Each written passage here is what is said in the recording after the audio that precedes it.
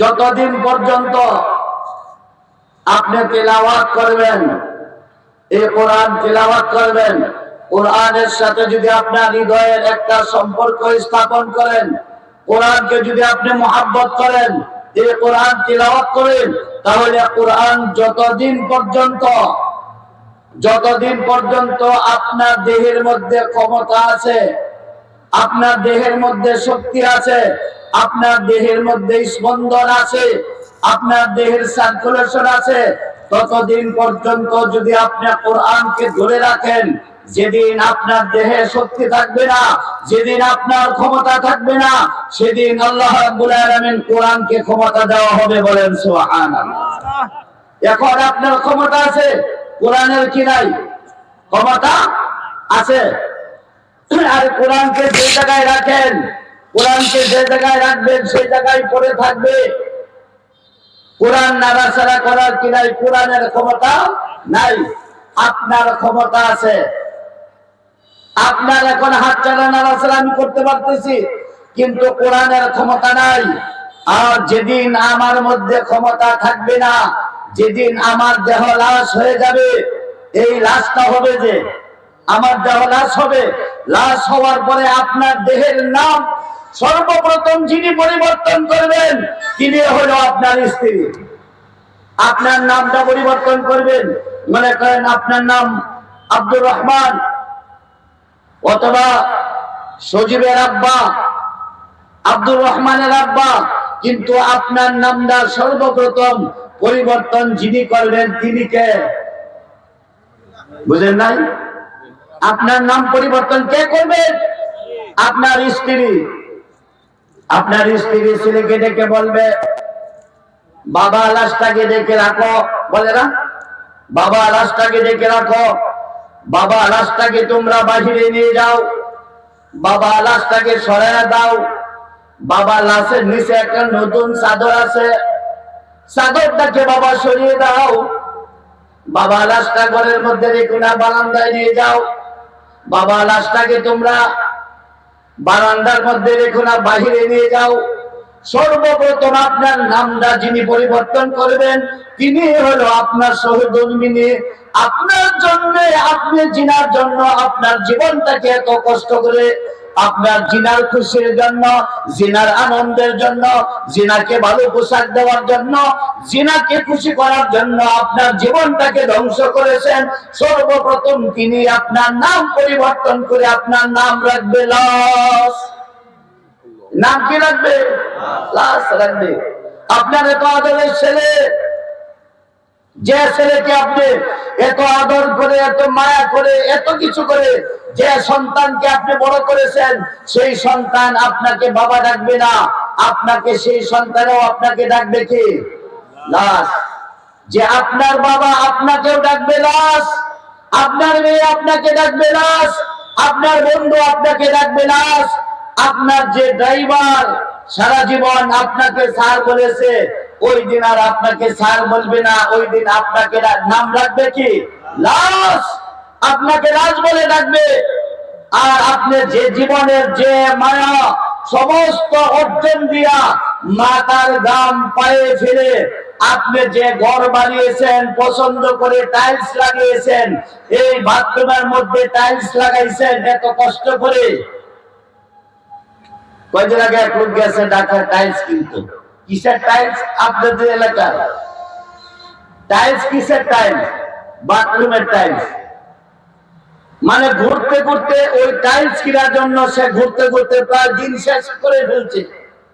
আমি বললাম যে এখন চলেন, দুপুরের সময় হয়ে যাইতেছে, এখন নামাজের বিষয় কি আছে, এখন খাওয়া দাওয়া আছে। সে বাথরুমের টাইলস পছন্দ করতে করতে সারা দিন প্রায় শেষ করে ফেলেছে। সকাল থেকে নিয়ে প্রায় 1:30 পর্যন্ত বাথরুমের টাইলস পছন্দ করে। এখন আমি বারবার আমার এই প্রশ্নটা তার কাছে জাগতেছে, তাকে করতে মন চাচ্ছে যে চাচা, যে টাইলস আপনি পছন্দ করে গ্রাম থেকে এত কষ্ট করে টাইলস পছন্দ করার জন্য ঢাকা আসছেন, এই বাথরুম সাজাবেন, আপনার জীবনের শেষ গোসলটা কি ওই বাথরুমে হবে? হবে না? আপনাদের এলাকায় হয়? আমার জানা মতে হয় না। আপনার জীবনটা যে বাড়ির জন্য শেষ করেছেন, ওই টাইলসের মধ্যে ওই বাথরুমে আপনার গোসল হবে না। আপনার গোসল হবে কোথায়? কলা গাছের জুফরের পাশে, বাঁশঝাড়ের জুফরের কাছে আপনার গোসল হবে। আপনার শেষ গোসলটা হবে এমন জায়গায়, যে জায়গার মধ্যে ওই পানিটা দুনিয়ার কেউ পছন্দ করে না, এমন একটা ড্রেইনের উপর, বাঁশঝাড়ের নিচে, কলা গাছের নিচে, বিভিন্ন আড়ালে আপনার আমার শেষ গোসলটা হবে। আপনার এত কষ্টে নির্মিত বাড়ি, এত কষ্টে নির্মিত টাইলস দিয়ে আপনি বাথরুম করেছেন, সেই বাথরুমের মধ্যে আপনার আমার গোসল, কপালে শেষ গোসলটা।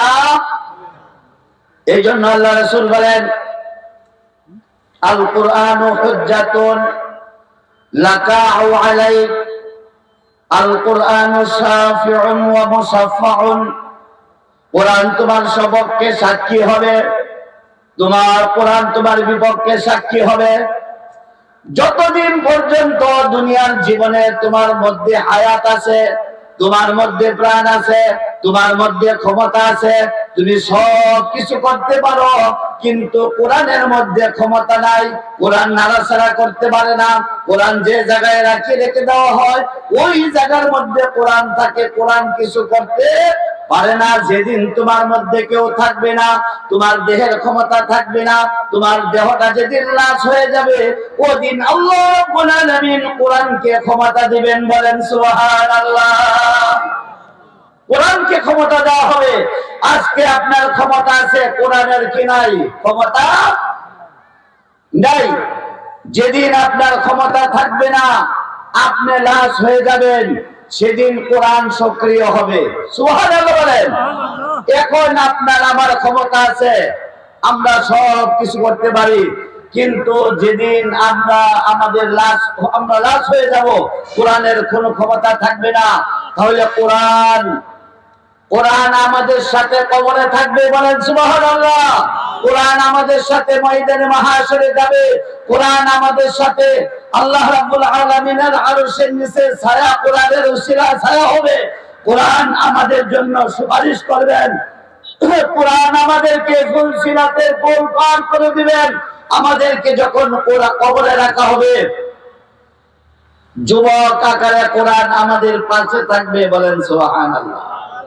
যখন ফেরেশতারা ব্যক্তিকে জিজ্ঞেস করবে, আল্লাহর বান্দাকে যখন ফেরেশতারা জিজ্ঞেস করবে যে মার রব্বুকা ওয়া মা দীনুকা ওয়া মান নাবিয়্যুক, তোমার রবকে, তোমার দ্বীনকে, তোমার নবীকে, তখন কোরআন নামক যুবক, তখন কোরআন বলবে কি, ওয়া হুয়া ইয়াকরাউ আনা আল-লাইলি ওয়া আনা আন-নাহার। ওই ব্যক্তি আমাকে সকাল এবং সন্ধ্যা তিলাওয়াত করত। ও আল্লাহর ফেরেশতারা, যদি আমার ওই সাহেবকে কিছু বলতে চাও, তাহলে বলার আগে আমাকে কিছু বলো। সুবহানাল্লাহ বলেন। তখন ফেরেশতারা বলবে, তুমি কে? কোরআন তখন বলবে, আমি হইলাম কোরআন নামক যুবক, আমি হইলাম কোরআন নামক যুবক। আল্লাহ রাব্বুল আলামিন ওই ব্যক্তির দুনিয়ার জীবনে কোরআনকে সে ধারণ করেছিল, কোরআন তিলাওয়াত করত, কোরআন তিলাওয়াতের ব্যবস্থা করত, কোরআনকে দুনিয়াতে মহব্বত করেছিল। এই জন্য আল্লাহ রাব্বুল আলামিন আমাকে ওই ব্যক্তির পাশে পাঠিয়েছেন। যতক্ষণ পর্যন্ত ওই ব্যক্তি জান্নাতে না যাবে, ততক্ষণ পর্যন্ত আমি কোরআন ওই ব্যক্তির সাথে থাকবো। বলেন সুবহানাল্লাহ।